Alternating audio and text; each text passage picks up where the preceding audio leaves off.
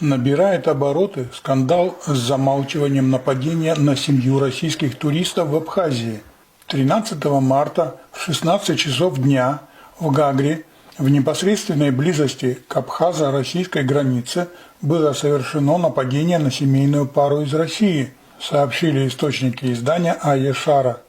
В кафе «Аморе», расположенное неподалеку с Гагрской районной милицией, произошел конфликт, который быстро перерос в драку и стрельбу. Причины произошедшего неизвестны. Зачинщиком драки и дальнейшего нападения на семейную пару россиян источники называют, внимание, главу администрации Гагарского района Юрия Хагуш. Однако утверждают, что стрелял не он, а его родственник по имени Нури.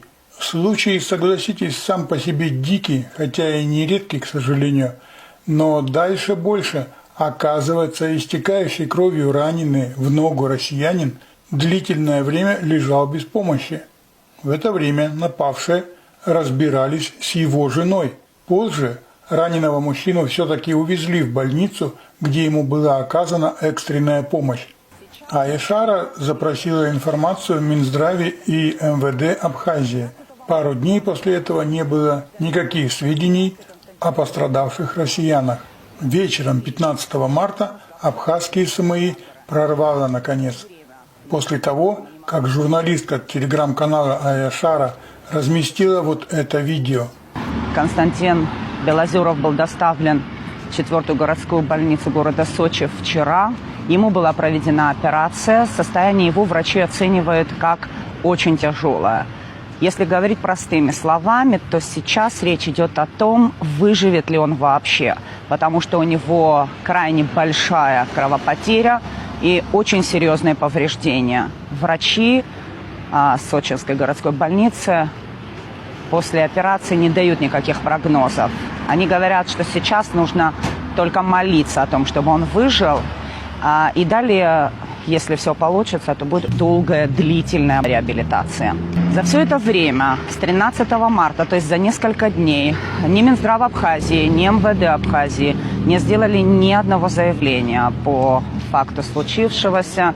И более того, Константина Белозерова в 4-ю больницу города Сочи доставили, указав в документах о том, что он напоролся на металлический штырь. Но российские врачи даже при первом беглом осмотре сразу установили, что это было огнестрельное ранение, и тем более такие тяжелые повреждения просто получить от металлического штыря молодой человек не смог бы. У него, как я говорила ранее, диагностирована большая кровопотеря. И все это случилось именно в тот момент, предполагают российские доктора, когда его с одной больницы города Гагры перевозили в Сухум, перевозили из отделения в отделение, пытаясь спрятать следы произошедшего. Ведь по имеющейся у нас информации в произошедшем с Константином Белозеровым в Гагре, с этой стрельбой связан непосредственно глава администрации Гагарского района Юрий Хагуш и его ближайшее окружение. Вскоре сразу в нескольких телеграм-каналах было опубликовано заявление общественных и политических организаций. Мы, представители общественных и политических организаций, выражаем глубокую обеспокоенность в связи с вопиющим инцидентом, произошедшим 13 марта 2025 года в городе Гагра, а также с последующим замалчиванием данного преступления со стороны руководства МВД Республики Абхазия. Мы не можем не отметить, что в период избирательной кампании искусственно нагнеталась истерия об антироссийских настроениях в обществе. Теперь, после выборов, данный случай становится проверкой для руководства страны. Действительно ли в Абхазии закон един для всех, или же избранным позволено совершать тяжкие преступления, оставаясь безнаказанными? Мы требуем от правоохранительных органов немедленного расследования случившегося, прозрачности в освещении обстоятельств нападения и четких ответов от всех ответственных структур. Абхазское общество должно видеть, что власть не будет покрывать преступления, независимо от того, кто их совершает. Отсутствие реакции на этот случай будет воспринято как продолжение политики двойных стандартов, что чревато дальнейшей полной утратой доверия граждан к государственным институтам. Тем временем абхазские соцсети начали бурлить, но что, Юрию Хагуш и в этот раз все с рук сойдет?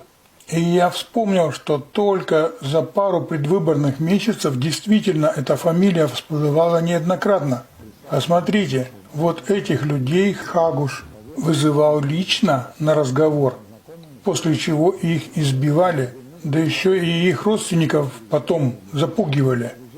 Юра Хагуш подъезжает, и 2 минуты ребята подъезжают за ним. Выходят с машины, мне мое голосовое, то, что я вчера отправлял, там ответ на одно сообщение, и мне там дают его слушать. Я говорю, ты зачем мне это даешь, я это знаю, что я говорил. Я ничего плохого не говорил, дайте объясниться.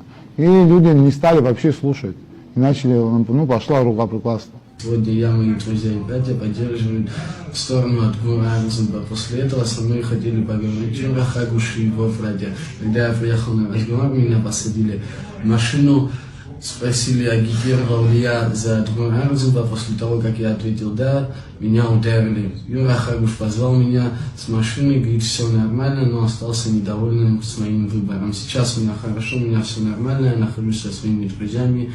Несмотря на угрозы, эти ролики тогда были опубликованы в сети. Возмущенные жители города Гагра собрались возле городской администрации, требуя немедленной отставки Юрия Хагуш. Повторяю, все это происходило в самый разгар выборов. Волнение после личного обращения Бадра Гунба в тот раз замяли.